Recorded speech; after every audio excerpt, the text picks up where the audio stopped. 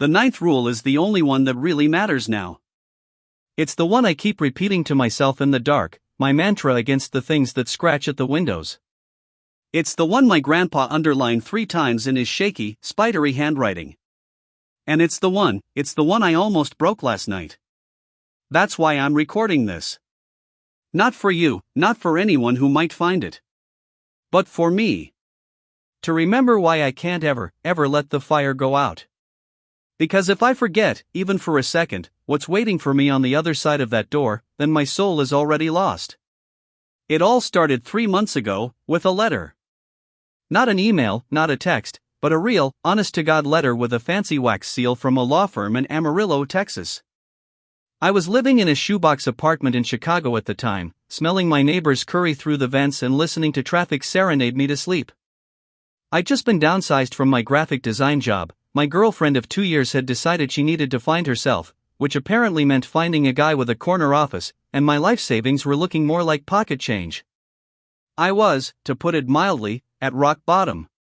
The letter informed me that my paternal grandfather, Silas Miller, had passed away. I hadn't seen Grandpa Silas since I was 8 years old. My dad had a falling out with him, something about the damned land and my grandpa's obsessions. After my parents divorced, the connection just faded. All I had were faint, sun-drenched memories of a tall man with a kind smile, a worn-out cowboy hat, and hands that felt like old leather. He'd let me ride a gentle old mare named Daisy and taught me how to skip stones on a murky pond. The lawyer, a Mr. Abernathy, wrote that Silas had left me everything. His entire estate. Which consisted, in its entirety, of the Miller Ranch, 500 acres of prime Texas panhandle land, a 4-bedroom ranch house, a barn, and all associated livestock and equipment. I felt a jolt, not of grief, but of pure, unadulterated hope. A ranch. In Texas. It sounded like a myth, a John Wayne movie. It sounded like an escape. It sounded like a new beginning, handed to me on a dusty, silver platter. I packed what little I owned into my beat-up sedan and drove for 2 days straight, fueled by cheap coffee and the fantasy of becoming a cowboy. The reality was starker. The ranch was at the end of a long, unpaved road that seemed to stretch into infinity. The land wasn't the lush green I'd imagined, it was a vast, sprawling expanse of muted browns and yellows, baked hard under a relentless sun. The sky was so big it felt like it was pressing down on me. The isolation was immediate and absolute. You could scream out here and the only thing that would hear you was the wind and the vultures circling miles overhead. The house was old but sturdy, a 2-story wooden structure with a wide, wrap-around porch.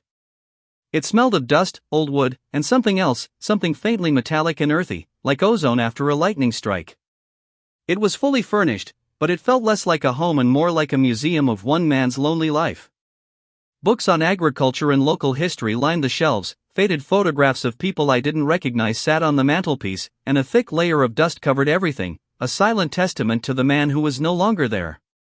On the heavy oak table in the kitchen, there was a large, sealed manila envelope with my name, Jake, written on the front in that same shaky hand I remembered from the lawyer's documents. Inside wasn't a sentimental welcome letter. It was a single, yellowed page, filled with typed instructions. At the top, it read, "Jake, this is not a joke. Your life depends on this. Read it. Memorize it. Burn it." And then, there were the rules. The rules of the Miller Ranch. Do not, under any circumstances, leave the confines of the main fence line after the sun has set. Not for anything. The fence is there for a reason. The main porch light must remain on from dusk until dawn. Check the bulb daily. Keep spares in the pantry. This is not negotiable. If you hear whistling on the wind at night, especially if it sounds like a tune you know, ignore it. Do not whistle back. Do not acknowledge it. Close the windows and turn up the radio. The old, stone-capped well behind the barn is off limits. Do not drink the water, do not get close to it, and for God's sake, do not look down into it. The main barn door must be locked from the outside every single night at sundown. You will hear noises from inside. It might sound like livestock in distress. It might sound like tools falling. Ignore it. Never unlock it before the sun is fully in the sky. After midnight, do not answer the front door. I don't care who or what you think you hear. It could sound like a neighbor in trouble. It could sound like the sheriff. It could even sound like me. It is never who it says it is. Pay attention to the cattle. They are your early warning system. If you ever see them all gathered in the far west corner of the pasture, standing stock-still and staring at the house, get into the storm cellar immediately. Do not come out until the sun rises, no matter what you hear above. Do not bring anything from the land into the house. No interesting rocks, no twisted branches, no animal bones, no wildflowers. What is outside, stays outside. What is inside, stays inside. And the most important rule of all, the one that holds everything else at bay, the fire in the living room hearth must never, ever go out. Keep it fed, day and night, winter and summer. It is your only true shield. If that flame dies, may God have mercy on your soul. I read the list 3 times. My first reaction was a sad, hollow laugh. Dementia. Poor old guy must have really lost it at the end. It was heartbreaking. The rules were a strange mix of practical-sounding farm advice and pure, unhinged paranoia. Don't go out at night? Sure, rattlesnakes and coyotes. Keep a light on? Dieter's burglars. But the rest, whistling on the wind? Things that knock on your door pretending to be people? A fire that can never go out? It was the sad ramblings of a lonely old man whose mind had been eroded by solitude. I felt a pang of pity for him. I folded the paper, intending to keep it as a strange, sad memento. I decided not to burn it. What was the harm? That first night, I was too exhausted to do much of anything. I found a bedroom, stripped the dusty cover off the bed, and collapsed. I was so tired, I forgot all about rule number 2. I fell asleep in the heavy, oppressive silence of the Texas night, with the porch light off. I was woken up by a sound. A faint, rhythmic tap, tap, tapping. It was coming from the window. I sat up, my heart thudding. The room was pitch black. I couldn't see a thing. I held my breath, listening. Tap. Tap. Tap. It was slow, deliberate. Like someone was knocking on the glass with a single fingernail. My city brain cycled through the possibilities. A tree branch? I hadn't seen any trees close to the house. A big insect? A bird? I slid out of bed and crept to the window, my bare feet cold on the wooden floor. I parted the dusty curtains just a crack. There was nothing there. Just the vast, empty darkness of the ranch, bathed in the pale, indifferent light of a billion stars. No trees, no bushes, nothing close enough to touch the glass. I stood there for a long time, my forehead pressed against the cool pane, my heart hammering against my ribs. Eventually, the tapping stopped. I convinced myself it was the house settling, or my tired mind playing tricks on me. I crawled back into bed, but sleep didn't come easy. The silence of the ranch wasn't peaceful anymore. It felt watchful. The next morning, I remembered the porch light.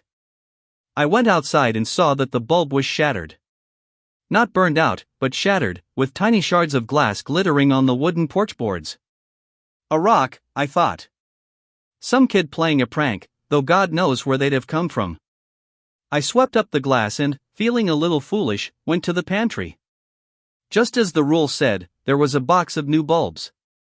I screwed one in, and as dusk began to bleed across the horizon, I flipped the switch. A warm, yellow light flooded the porch, pushing back against the encroaching darkness. It felt safer. I spent the next few days trying to make the place my own.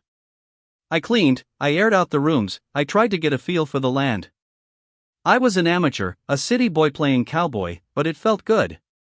It felt real. The days were long and hot and peaceful. I'd watch the small herd of cattle graze, I'd fix a section of broken fence, I'd sit on the porch swing and watch the sunset paint the sky in impossible colors. During the day, it was easy to forget the rules.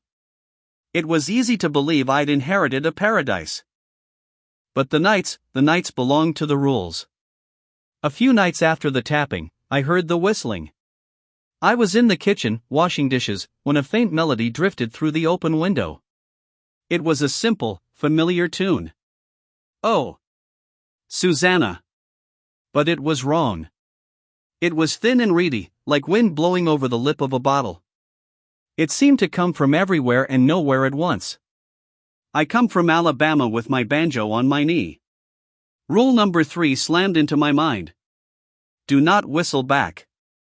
Do not acknowledge it. My blood ran cold. The tune was cheerful, but the sound of it was deeply, fundamentally unsettling. It was the loneliest sound I had ever heard. I slammed the window shut, my hands trembling, and fumbled with the old radio on the counter. I twisted the dial until a crackly country music station filled the room, drowning out the thin, ghostly whistling from outside. I didn't open a window after dark again. I started following the rules. Not because I believed in them, not really, but as a sort of respectful precaution. An indulgence of my grandpa's final wishes. Every evening, before the sun dipped below the horizon, I'd walk the 50 yards to the massive, weathered barn. The air would grow still, and the temperature would drop. And every single time, as I slid the heavy wooden beam across the double doors and slotted the thick iron pin in place, I'd hear it. A soft thump from inside. Or a metallic scrape. Rule number 5. Ignore it. The first time, I almost unlocked the door. The sound was so clearly that of a cow kicking a stall. I imagined one of the animals was hurt or trapped. I put my hand on the lock, but my grandpa's warning echoed in my head. Never unlock it before the sun is fully in the sky. I hesitated, my heart pounding with a mixture of fear and guilt. Then I heard a different sound. A low, wet, dragging noise. It didn't sound like a cow. It didn't sound like any animal I knew. I backed away from the barn door and didn't stop until I was back on the porch, safe in the circle of yellow light. My days became a ritual of paranoia. Check the porch bulb. Lock the barn. Keep the windows shut at night. Avoid the old stone well, which sat like a squat, malevolent toad in the tall grass behind the barn. I give it a wide berth whenever I was near, a cold knot tightening in my stomach. I never looked down it. I didn't want to know what was in the darkness. I was lonely. The kind of profound, soul-crushing loneliness that only 500 acres of nothing can provide. My phone had no service, the satellite internet was spotty at best, and the nearest town was a 40-minute drive away. I'd go for supplies once a week, and the small talk with the cashier at the grocery store felt like a lifeline. But then I'd drive back down that long, empty road, and the silence would descend again. One night, the loneliness was particularly bad. It was a month in. I missed my old life, my friends, even the girlfriend who'd left me. I was sitting in my grandpa's worn leather armchair, staring into the mesmerizing flames of the hearth, the one rule I'd followed without question, mostly because the nights were surprisingly cool and the fire was a comfort, when I heard the knock. It wasn't a tap on the window. It was a firm, solid knock on the front door. Knock. Knock. Knock. I froze. The clock on the mantelpiece read 12:15 a.m. Rule number 6. After midnight, do not answer the front door. Jake? You in there, a voice called out. It was a man's voice, laced with concern. This is Sheriff Brody from over in Randall County. My car's broken down a mile or so up the road. My radio's shot. Wondering if I could use your phone. My mind raced. A sheriff. His car broke down. It was a perfectly logical, perfectly reasonable explanation. It was a chance for human contact. A lifeline. I stood up, ready to go to the door. This was real. This wasn't some whistling ghost. But Grandpa's words were like a physical barrier. I don't care who or what you think you hear. It is never who it says it is. I crept to the door, my heart in my throat. I looked through the peephole. There was a man standing on my porch, in the yellow light. He was wearing a sheriff's uniform, complete with the hat and the shiny badge. He looked right. He had a kind, worried face. He looked exactly like a Sheriff Brody should look. He shifted his weight, looking impatient. "Son? Everything all right in there?" he called, his voice muffled by the thick wood. I almost opened the door. God, I wanted to. I wanted to prove the rules were nonsense. I wanted to talk to someone. But something held me back. A tiny detail. His boots. They were perfectly, immaculately clean. Not a speck of dust, not a smudge of mud. On a man who claimed to have just walked a mile down a dry, dusty Texas road. A cold sweat broke out on my forehead. Just a minute, I called back, my voice trembling. I backed away from the door slowly. I went to the living room window, my body shielded by the thick curtains, and peered out towards the road. In the distance, under the moonlight, the long, unpaved road was completely, utterly empty. No broken down car. No headlights. Nothing. I stayed by the window, my body rigid with terror, and listened. "Come on now, son," the voice from the porch said, a new edge to it. A hint of irritation. "I know you're in there. Just open the door." I didn't answer. I just stood there, shaking. The knocking came again, harder this time. Bang. Bang. Bang. "Open the damn door, boy," the voice snarled. It was changing. Losing its folksy, human quality. Becoming deeper, more guttural. Then came a sound that will haunt me until the day I die. A low, furious scraping noise. The sound of something sharp and hard being dragged across the wood of my front door. It went on for almost a minute, a sound of pure, impotent rage. And then, silence. I waited, my body locked in place, for what felt like an hour. Finally, I crept back to the peephole. The porch was empty. The man was gone. But carved into the wood of my front door, deep enough to splinter the frame, were 3 long, jagged gouges. Like something with enormous claws had tried to tear its way in. That was the night I stopped questioning the rules. That was the night I accepted that I was not alone on that ranch. I was in a cage, and the rules were the bars. The next morning, I took the yellowed piece of paper from the kitchen table, read it one last time until I had it seared into my memory, and just as my grandpa had instructed, I threw it into the hearth and watched it burn. Life on the ranch changed after that. It was no longer an escape, it was a siege. My world had shrunk to the space inside the fence line during the day, and the 4 walls of the house at night. Fear was my constant companion. Every creak of the floorboards, every gust of wind, every shadow was a potential threat. I needed answers. Who was Sheriff Brody? What was making noises in the barn? What was my grandpa hiding? My search started in his office. It was a small, dusty room filled with ledgers and maps of the property. I spent days going through his things, looking for anything that might explain the madness I was living in. Finally, tucked away in the bottom drawer of his desk, beneath a pile of old tax returns, I found it. A thick, leather-bound journal.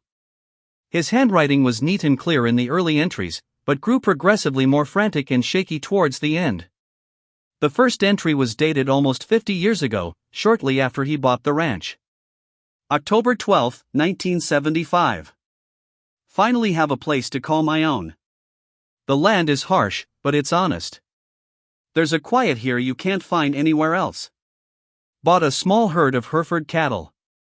The house needs work, but the bones are good. I feel like my life is just beginning. I read on for hours, tracing the story of his life. The joy of his marriage to my grandmother, Sarah, the birth of my father. The daily struggles and triumphs of running a ranch. It was all so normal. So wholesome. Then, about 10 years in, the tone began to shift. May 3, 1985.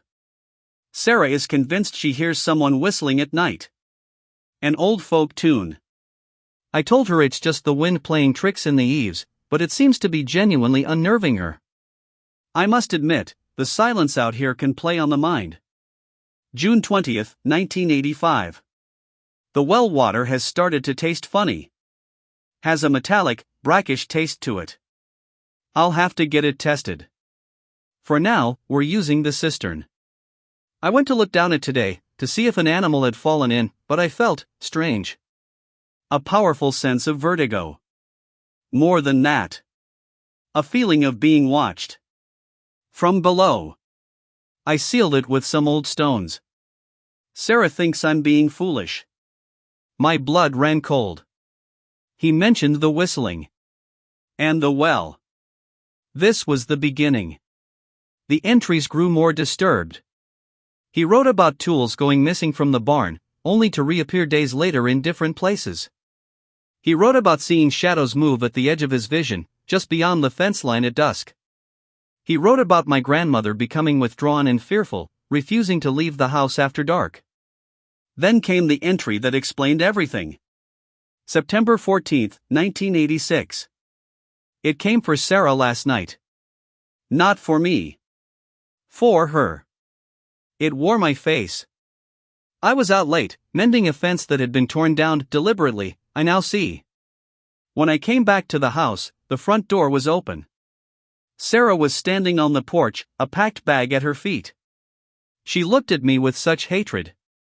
She said I was a monster, that I had said terrible, unforgivable things to her. She said she was leaving me. I tried to tell her it wasn't me, that I had been in the north pasture the whole time. But as I got closer, I saw it. Standing in the doorway behind her. A perfect copy of me. Smiling. It didn't look evil. It just looked hungry. It had used my voice, my face, to break her heart and drive her away. She left. She never looked back. I tried to follow, but as soon as I stepped off the porch, the copy of me was gone, and a sound came from the darkness all around me. A low, chittering laughter. I know now. This land is not mine. It belongs to them. The things that listen. The things that watch. The things that mimic. I have made a terrible mistake by settling here. But I cannot leave. I know I cannot. If I leave, they will follow. They are tied to this land, but they are drawn to us. To our emotions. Our fears. Our love. They feed on it. Leaving only lets them spread. I have to contain them. I have to learn their rules. My hands were shaking as I held the journal. It wasn't dementia. It was real. All of it. The thing that came to my door wasn't trying to trick me into letting it in to harm me physically. It was trying to trick me into a conversation, into an emotional reaction. It wanted to feed. The journal became my Bible. I devoured every page. Grandpa Silas had spent the next 40 years as a warden, not a rancher. He documented every encounter, every strange event, every new discovery.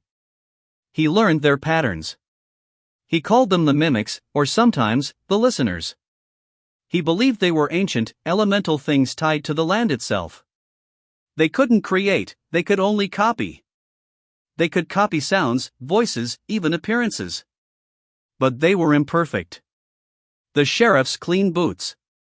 The whistling that was just a little too thin. They preyed on loneliness and despair. They used your own memories and emotions against you. The fence line, he learned, was a boundary they were reluctant to cross unless drawn. The porch light seemed to hurt or disorient them. The locked barn held something older. Something they had trapped or contained there long ago, something that drew the others. He never found out what it was. He just knew it had to stay locked away. The rule about the cattle was one of his last discoveries.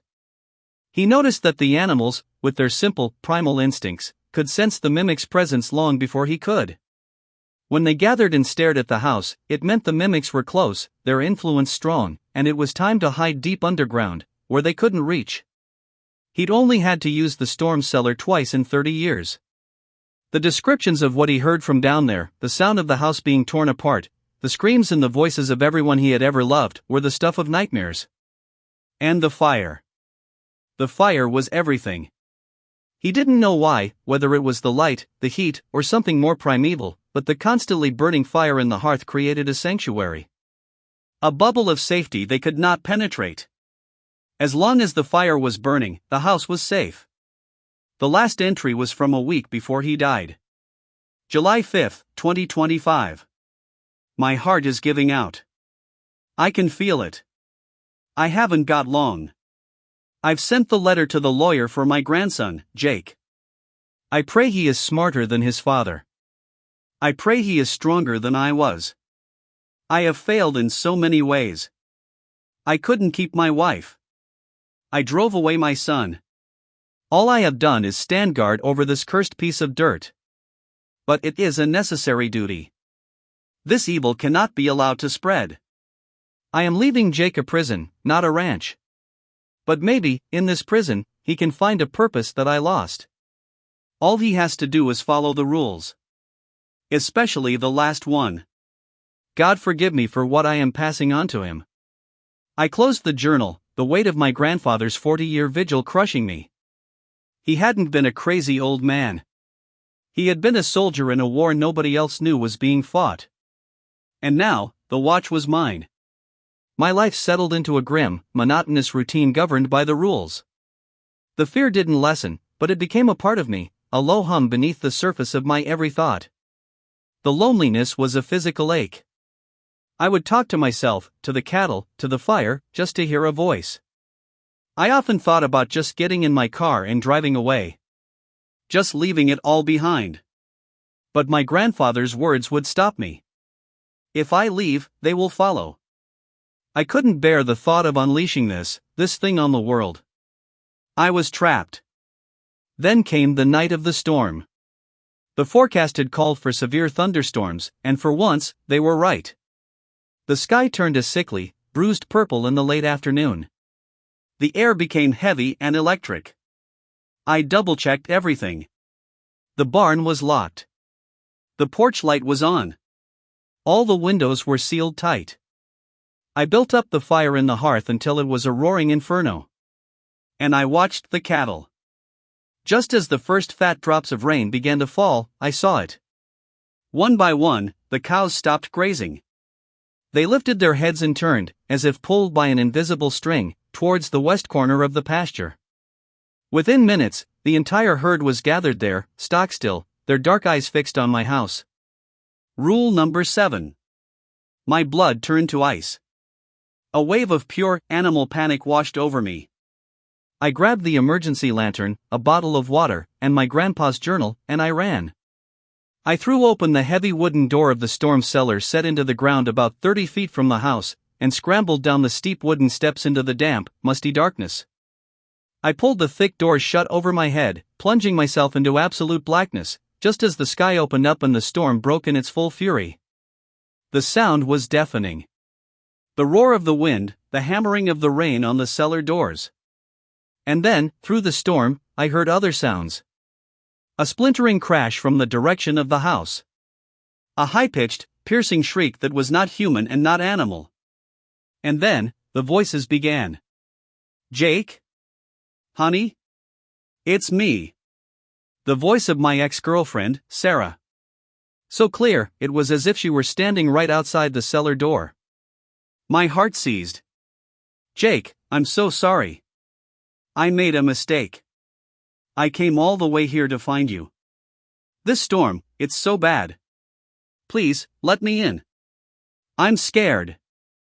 I clamped my hands over my ears, squeezing my eyes shut. It isn't her. It isn't real. I curled into a ball on the damp earth floor, the journal pressed to my chest. Dad? Is that you, son? The voice of my father. A voice I hadn't heard in years. Full of a desperate, pleading love. I heard what happened to Silas. I should have been here. I was wrong to leave. Please, son, let's just talk. Open the door. Tears streamed down my face. They were using my loneliness, my regret, my deepest wounds against me. They were playing a symphony on the strings of my heart. I rocked back and forth, muttering the rules to myself like a prayer. Then came the worst one. "Jake? Are you down there?" It was my voice. My own voice. But it was filled with a terrible, gurgling pain. "I'm hurt, Jake. I fell. I think my leg is broken. I can't make it back to the house. Please, you have to help me." The sounds went on for hours. The wind, the rain, the crashing, and the voices of everyone I'd ever cared about, begging, pleading, crying, screaming. I stayed huddled in the darkness, losing all track of time, lost in a sea of terror and grief. Finally, after an eternity, it stopped. The wind died down. The rain faded.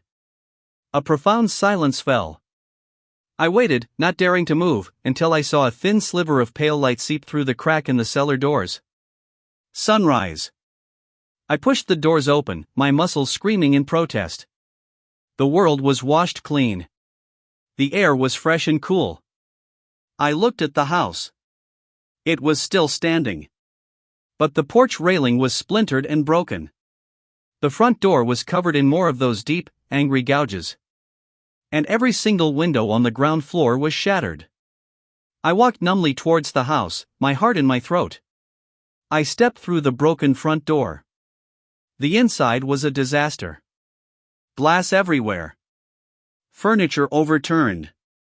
But my eyes were drawn to one thing. The hearth. In the center of the stone fireplace was a pile of gray ash and blackened logs. The storm, the violent winds blowing through the broken windows, had done what the mimics never could. It had put out the fire.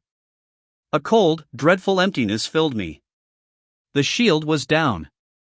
The sanctuary was breached. Rule number 9 was broken.